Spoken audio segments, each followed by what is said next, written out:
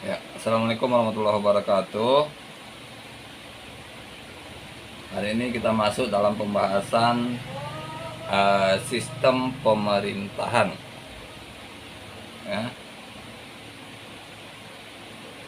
Apa itu sistem pemerintahan? Kalau kita artikan secara bebas, sistem pemerintahan berarti sistem hubungan dan tata kerja antar lembaga-lembaga negara. Ya, jadi sistem atau kinerja lembaga-lembaga negara dan hubungannya antara satu negara dengan antara satu lembaga negara dengan lembaga negara lain. Ya.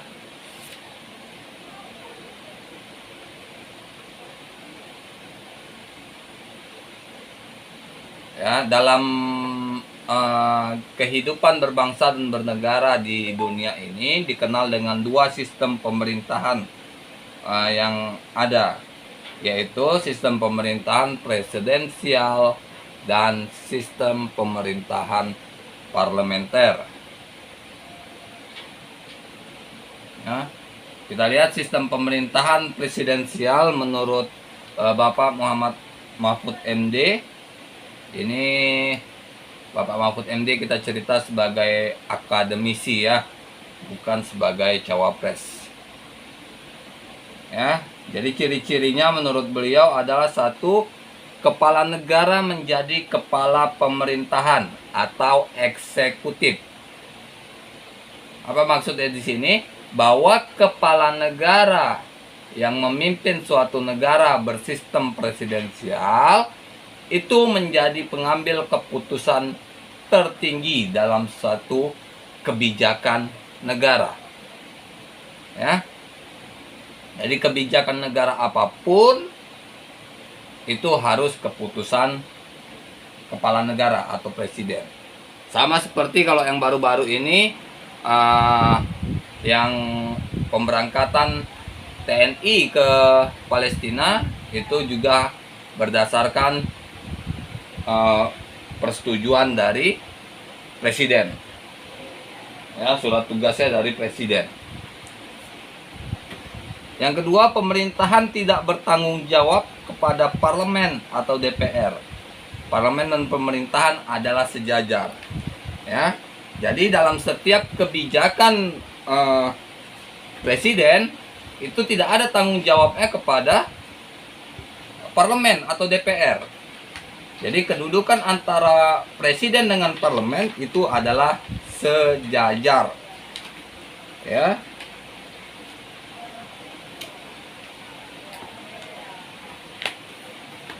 Yang ketiga, menteri-menteri diangkat dan bertanggung jawab kepada presiden.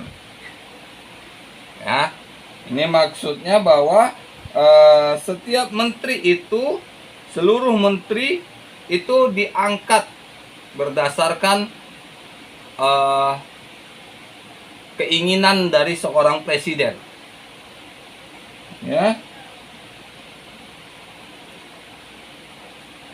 Jadi menteri-menteri itu diangkat oleh presiden, sehingga para menteri itu juga bertanggung jawabnya kepada presiden. Ya. Bukan kepada parlemen.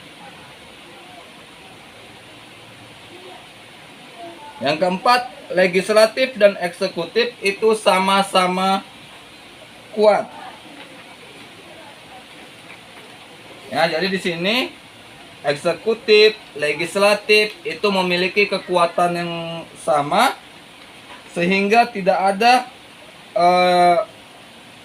satu lembaga mengungguli lembaga lainnya.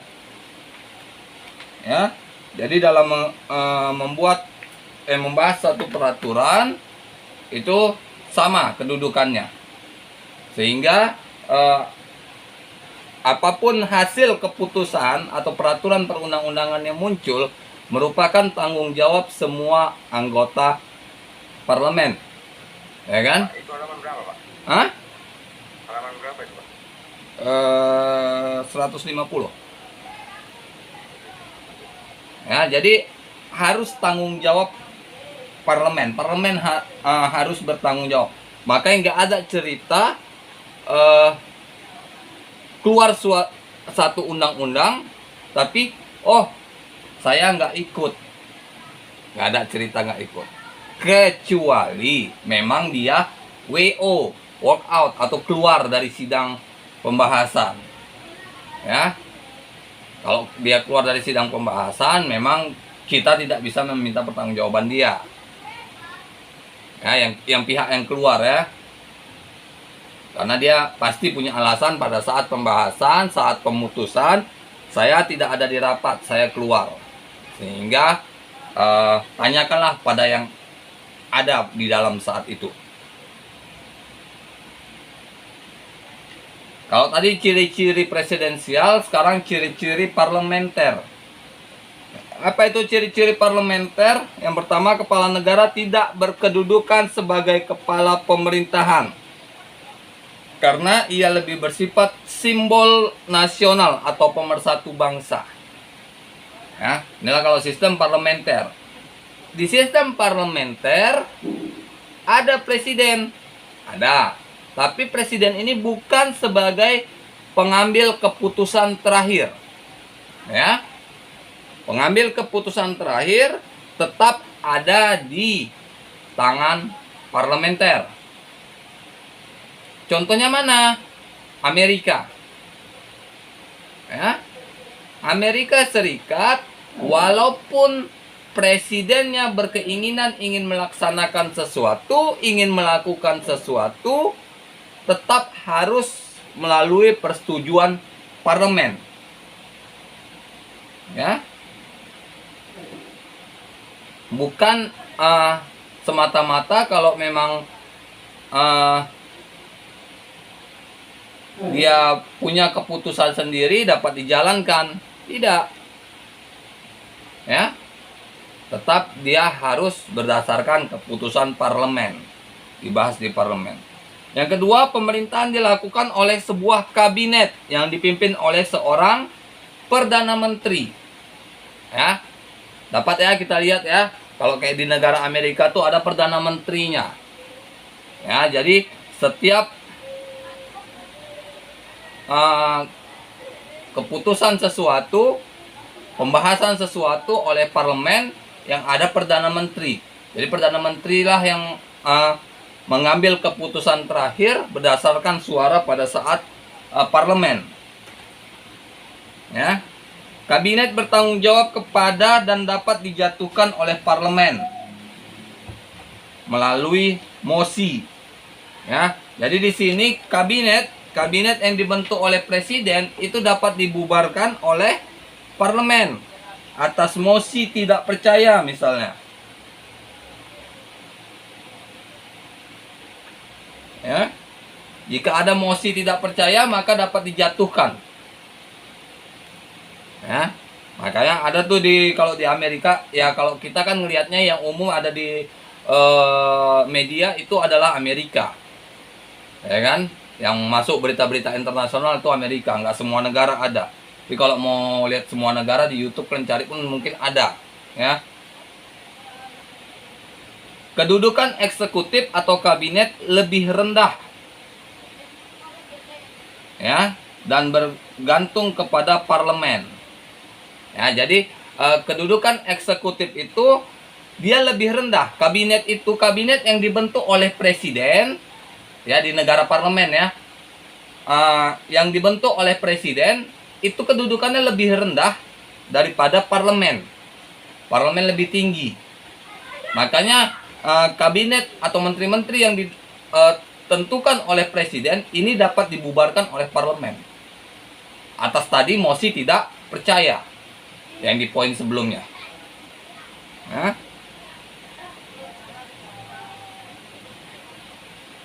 Jadi dari uraian singkat di atas dikatakan bahwa ranah teoritis sistem pemerintah dalam penelitian ini menuju kepada sistem hubungan antara eksekutif dan legislatif. Ya. Jadi kalau mau melihat sistem negara yang dipergunakan, lihat sistem hubungan antara eksekutif dan legislatifnya. Ya. Jadi kalau dia seimbang, maka itu presidensial. Tapi kalau eksekutifnya lebih rendah, itu berarti parlementer, karena ada parlemen nih nah, yang lebih tinggi. Ya.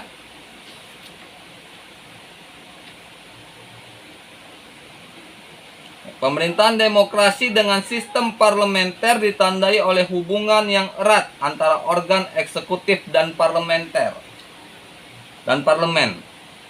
Ya, jadi berjalan baiknya suatu sistem pemerintahan itu bahwa antara kepala negara atau kepala pemerintahan itu satu jalan atau sejalan dengan parlemennya. Ya, nggak bisa saling bertolak belakang. Ya, harus dia sejalan, full sejalan. Apa yang ingin dilakukan oleh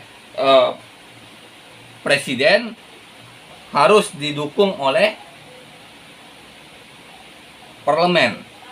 Karena kalau sempat tidak didukung, maka akan terjadi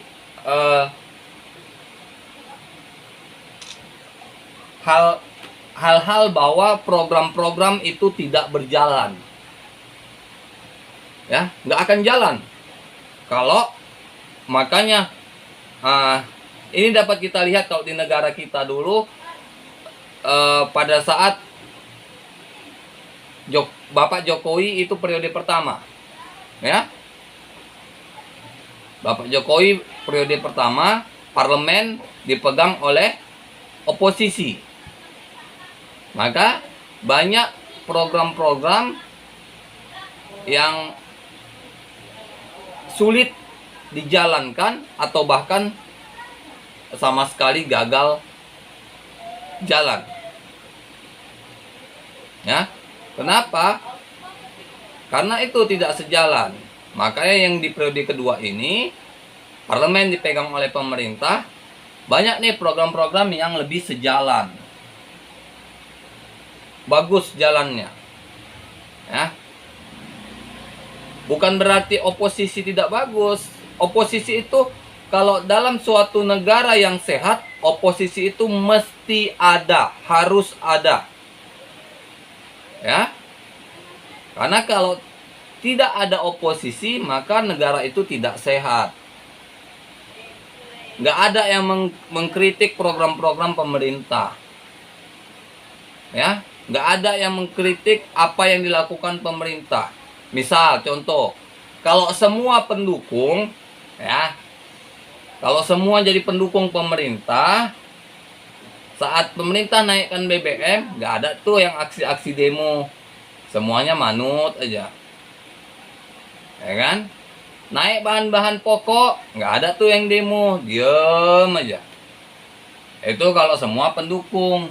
Itulah gunanya adanya oposisi dalam suatu negara yang merdeka, supaya kalau memang ada kebijakan yang menyusahkan rakyat, ada yang menyuarakan.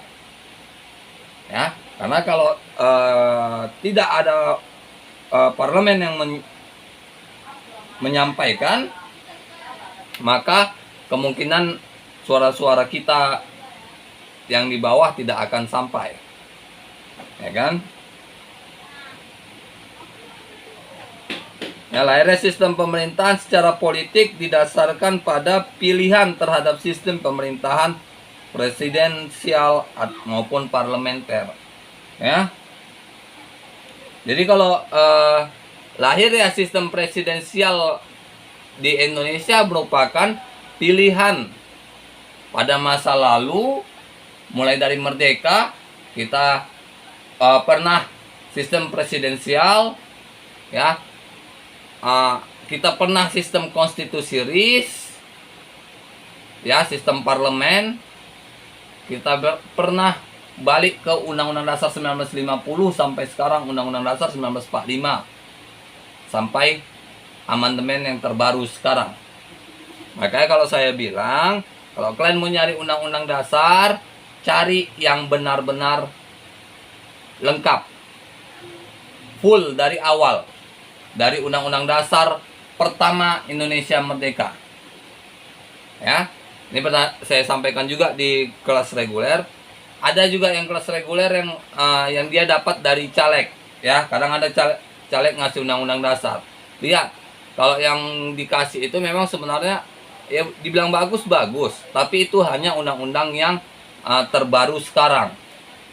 Ya, yang berlaku sekarang, bukan terbaru ya, yang berlaku sekarang. Ya, kalau kita cerita sebagai seorang sarjana hukum, kita harus tahu nih runtutannya. Ya. Kenapa awalnya Undang-Undang Dasar 1945? Kenapa bisa berubah menjadi Undang-Undang Dasar 1950? Konstitusi RI 1949. Ya. Kenapa udah dari Konstitusi RI 1949 balik ke Undang-Undang Dasar sementara 1950? Baru balik lagi ke Undang-Undang Dasar 1945. Ya. Itu di mana kita lihatnya? Jangan, kalau kita cari di Google itu pasti ada. Tapi jangan cari seperti itu. Ya, kalau saya maunya anak-anak hukum itu mencari tahu kenapa bisa terjadi seperti itu dengan membaca pasal-pasalnya. Ya. Dari mana taunya, Pak? Misalnya kan? Ya lihat pasalnya mana yang berubah. Ya. Mana yang pertama ada, mana yang di Undang-Undang Dasar 1945 ada, yang sekarang udah nggak ada. Ya kan? Bagaimana mana yang dulu nggak ada, sekarang jadi ada. Kan seperti itu kalau mau lihat ya. Kenapa nih mesti ada di sekarang dulu nggak ada? Lihat tahunnya, tahun dibuat. Ya, lihatlah kira-kira tahun itu ini sesuai nggak dengan masyarakat pada tahun itu. Ya, maka kalau kayak gitu pasti kalian tahu bagaimana apa yang menyebabkan suatu undang-undang itu bisa diberlakukan.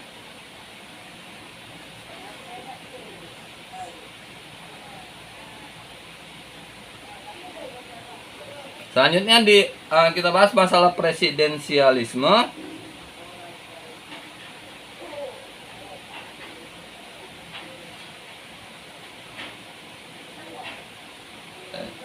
Ya, kalau kita lihat dari asal usulnya dari sistem monarki di Eropa pada saat tumbuh ke arah negara konstitusional liberal. Ya. Yang melahirkan sistem pemilihan parlemen. Ya, ini yang kita alami juga. Kita memilih parlemen. Ya. Ini yang pemilu 14 Februari kita memilih parlemen secara langsung. Ya kan? Langsung orangnya, bukan partainya lagi yang kalian pilih. Langsung orangnya. Ya. Ini sekarang banyak baliho-baliho sepanjang jalan.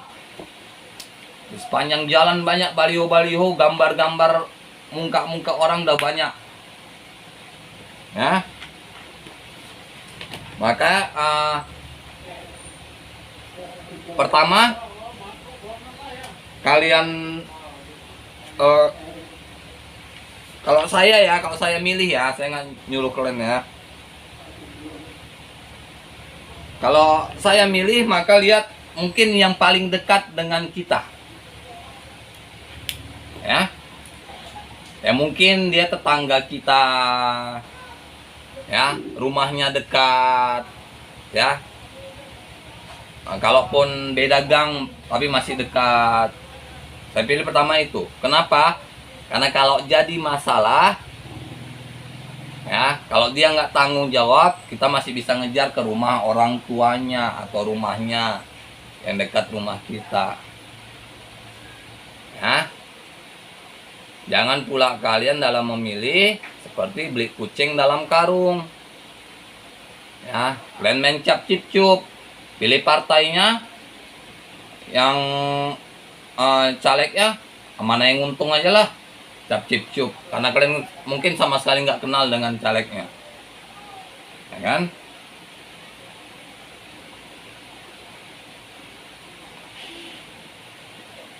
Ya, presidensial ini juga ada di beberapa negara. Yang pertama, semi presidensialisme di Perancis.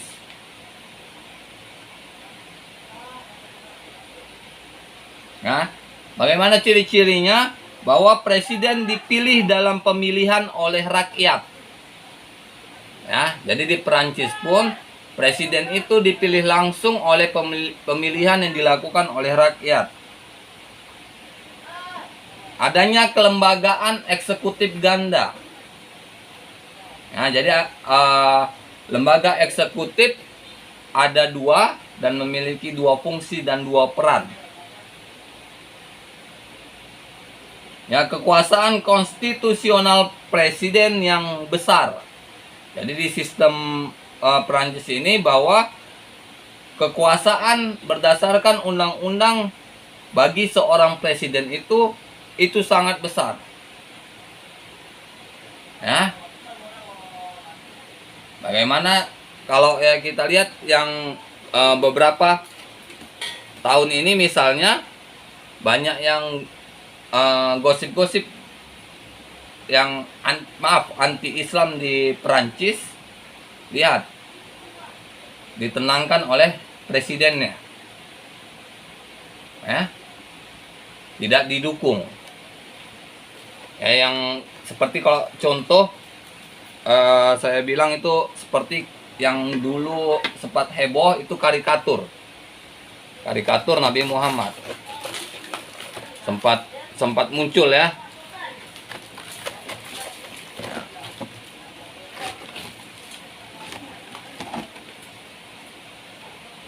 Ya, jadi diselesaikan, diademkan oleh presiden. Yang keempat, presiden menunjuk perdana menteri dan mempengaruhi kerja kabinet. Ya. Presiden itu menunjuk perdana menteri serta yang mempengaruhi kerja kabinet. Di dalam sistem ini juga seorang presiden itu dapat menunjuk perdana menteri. Maksudnya apa ini menunjuk perdana menteri? Ini sebagai pengawas. Ya. Pengawas kerja kabinet. Jika kerja kabinetnya tidak sesuai, maka presiden dapat mengambil tindakan. Yang kelima, pemerintahan oleh kabinet bertanggung jawab kepada parlemen. Ya. Jadi kabinetnya di sistem Prancis ini bertanggung jawab kepada parlemen. Menteri bertanggung jawab kepada parlemen, kepada kalau kita di sini DPR MPR. Ya. Yang kedua ada sistem presidensialization. Ya. Apa maksudnya? Secara resmi suatu negara menjalankan sistem pemerintahan parlementer.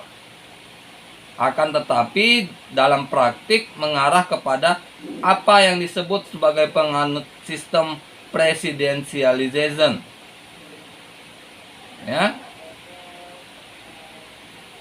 Apa ini maksudnya? Bahwa dalam sistemnya disebut oleh ya, sistem pemerintahannya adalah parlementer. Ya. Itu pertama ya. Tapi dalam pelaksanaannya itu presidensial oleh presiden.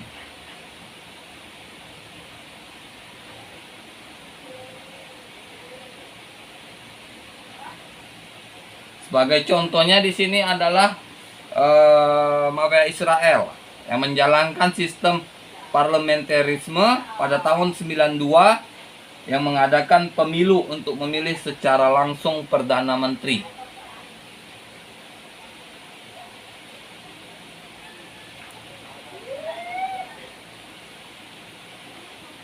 Cakupan kekuasaan.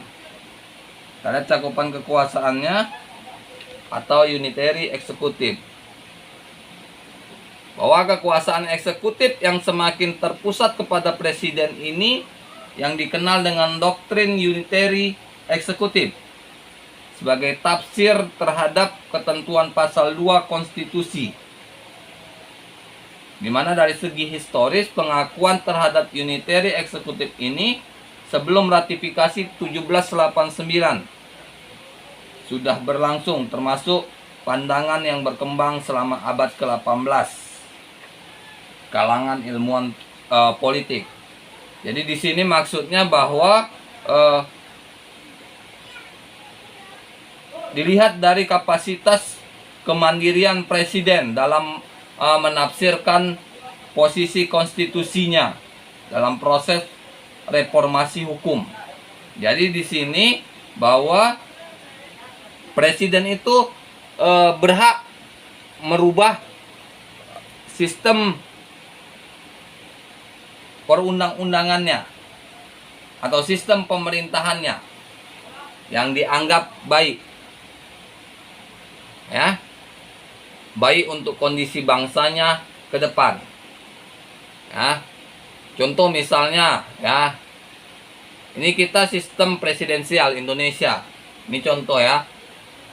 Jika 5 tahun atau 10 tahun yang akan datang dianggap parlementer baik untuk dilaksanakan, maka nggak ada salahnya juga, ya kan? Ini contoh.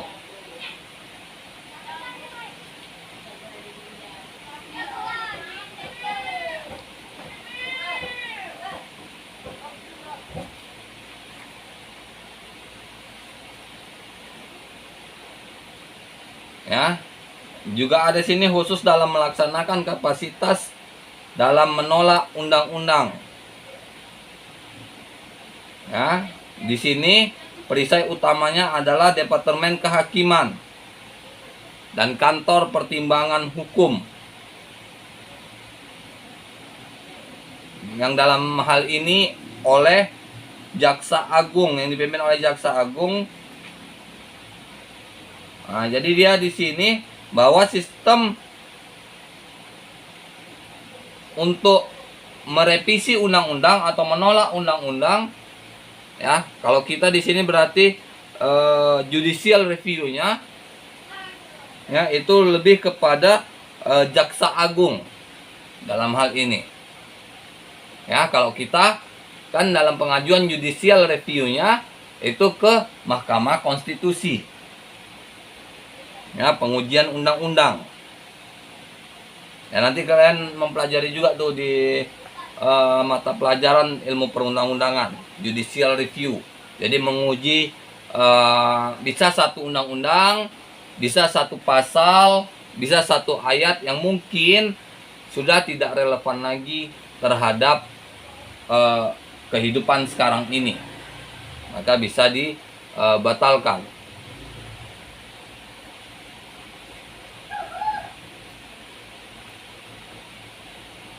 Ya, sekalipun presiden mempunyai kualifikasi untuk the direct subordination executive official, tetapi menurut Peter Strauss bahwa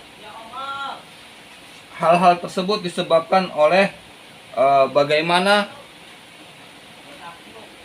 peran dari presiden dalam menyelenggarakan negara. Ya, bagaimana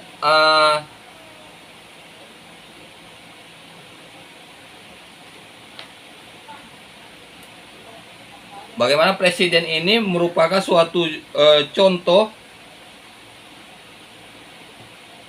suatu sosok yang sangat disorot dalam dunia internasional jika ada sesuatu hal yang terjadi terhadap kondisi negaranya. Ya.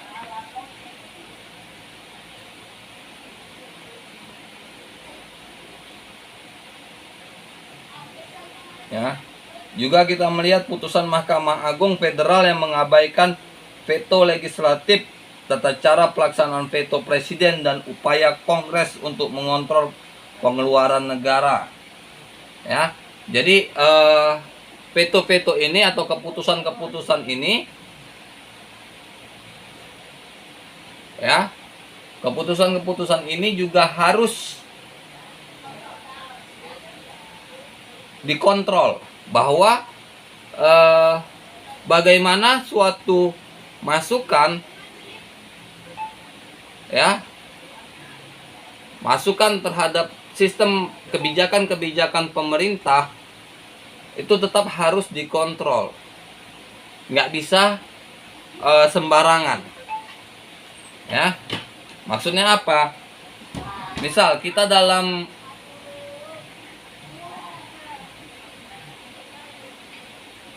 mengajukan sesuatu, misalnya mengajukan, contohnya yang dekat aja, kalau kita dalam mengajukan gugatan itu harus ada bukti, atau kita ingin melaporkan sesuatu ke polisi, kita harus punya bukti, ya kan?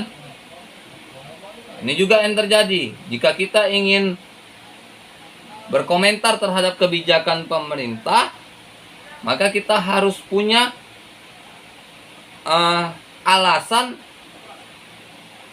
yang menyatakan bahwa kebijakan itu adalah salah, ya. Nggak bisa tiba-tiba kita bilang itu salah, ya, itu salah, maaf Pak Presiden, itu salah. Pasti Pak Presiden nanya, kenapa bisa salah? Maka harus bisa kita jelaskan, ya. Tidak mungkin tiba-tiba kita bilang salah, itu salah Pak. Kenapa salah? Ya memang salah Pak, ya. Maka kita harus memberi alasan terhadap penyangkalan kita. Jadi dari sistem pemerintahan ini dapat kita lihat bahwa baik buruknya suatu pemerintahan dalam suatu negara terlihat dari kemakmuran atau kemaslahatan hidup masyarakatnya, ya. Makanya kalau dari kacamata media, yang dilihat adalah pertumbuhan ekonomi dan menurun atau meningkatnya angka kemiskinan, ya. Itu yang dilihat kalau mencerminkan suatu sistem pemerintahan suatu negara itu berhasil atau gagal, ya. Makanya karena dalam Undang-Undang Dasar juga sudah ditetapkan untuk mengentaskan kemiskinan. Jadi kemiskinan harus dibasmi, ya. Kenapa kita tidak bisa? Kita punya sendiri, pertanian kita punya, peternakan banyak para peternak kita, peternak ayam ada, kambing ada, lembu ada, banyak di setiap daerah, ya kan? Pertanian masih banyak sawah, masih banyak kebun, ya. Kenapa masyarakat tidak bisa hidup yang standar? Standar maksudnya tidak berada di bawah garis kemiskinan, ya. Yang kalau kita lihat sekarang, setiap mau Lebaran misalnya ada pembagian zakat di rumah pejabat-pejabat atau orang-orang kaya, pasti ramai, ya. Apa misalnya kayak maaf ya, di Cina itu tidak ada seperti itu, ya. Kenapa? Karena di Cina memang tidak boleh ada pengangguran, ya. Saya berani bilang seperti ini karena dulu ada kawan saya yang sekolah di sana dari tahun 2006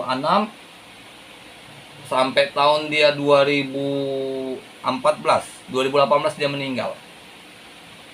Di Indonesia meninggal, di Jakarta, ya.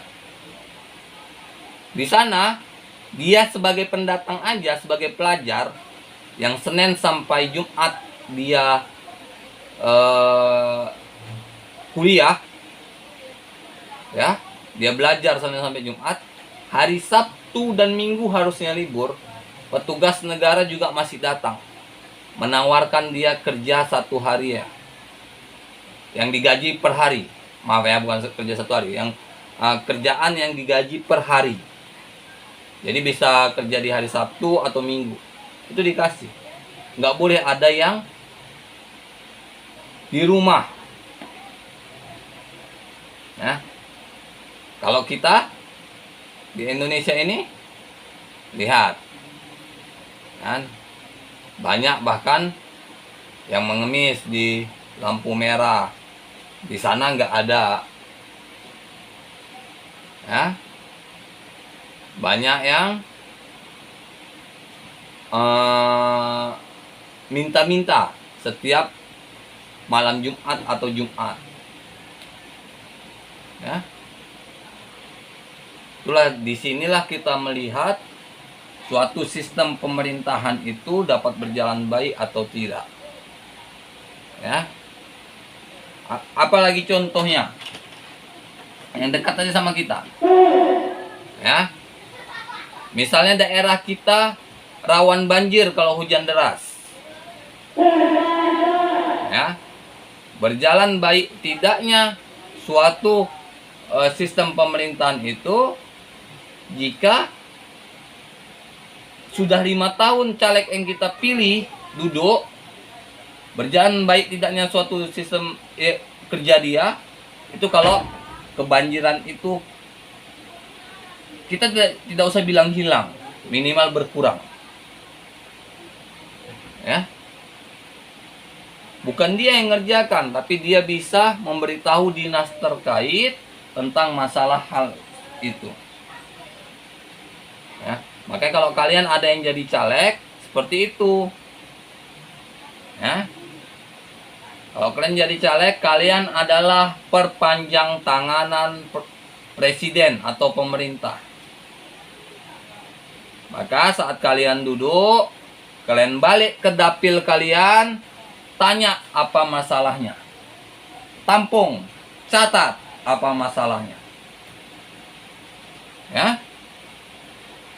Jika sudah, mana yang bisa kalian kerjakan, kerjakan. Yang nggak bisa kalian kerjakan atau harus dinas yang ngerjakan, buat laporan kepada dinas untuk diselesaikan, ya. Jadi bukan caleg semua yang menyelesaikan. Jangan kalian pikir paret tersumbat kerjaan kalian. Enggak. Kerjaan caleg bukan. Caleg hanya sebagai perantara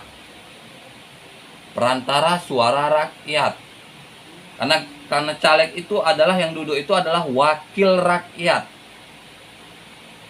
ya. Jadi kalau wakil rakyat itu harus menyampaikan wakil rakyat berarti kan rakyat bosnya, rakyat tuannya. Jadi apa yang diinginkan rakyat sampaikan kepada presiden, kepada misalnya wali kota atau gubernur yang dekat kita. Jangan pula yang seperti saya bilang abai caleg datangnya cuman setiap setahun sebelum pemilihan, ya. Keseringan seperti itu, ya kan, datang setahun sebelum pemilihan. Jadi dari tahun lalu, dari bulan April semalam tuh udah rame tuh caleg-caleg datang, ya. Judulnya reses. Jangan seperti itu. Tuh saya tanyakan itu pada saat reses tuh ada caleg datang, Pak, selama 4 tahun ini Bapak kemana aja?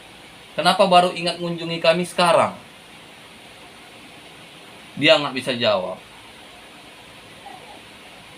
ya kan? Nggak apa-apa, kita nanya. Kita nggak ngejek dia, kita nggak menghina dia.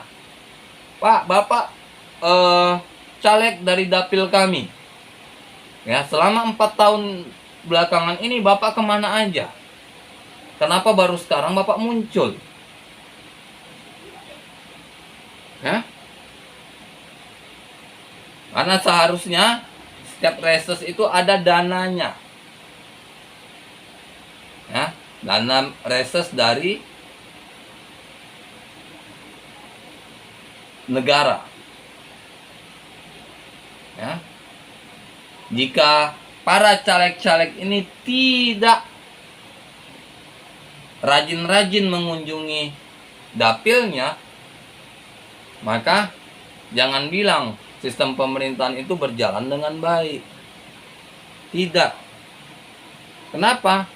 Mana yang kalian bilang baik? Kalau kalian nggak pernah menampung aspirasi masyarakatnya. Ya.